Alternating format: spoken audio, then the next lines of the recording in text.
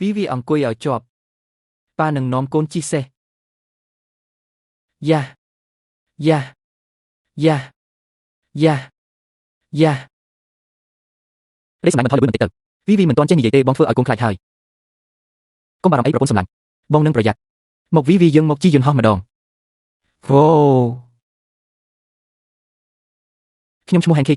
កាលពី1 ខែមុនខ្ញុំបានជួបគ្រោះថ្នាក់ចរាចរណ៍ពេលភ្ញាក់ឡើងខ្ញុំក៏ស្ថិតនៅក្នុងវីឡាតាមជីក្រុងនេះបុរសម្នាក់នេះឈ្មោះឡាយ៉ូគាត់អះអាងថាជាប្តីរបស់ខ្ញុំ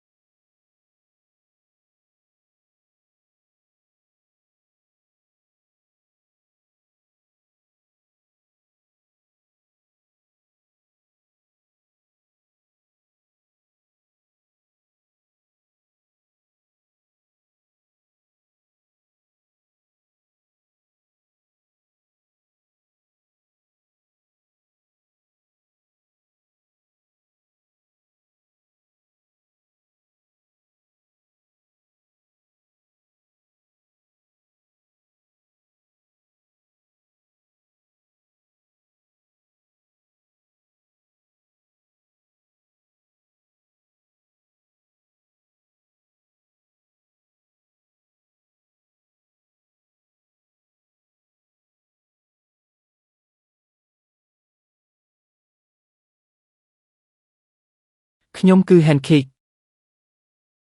ចុះអ្នកជាអ្នកណា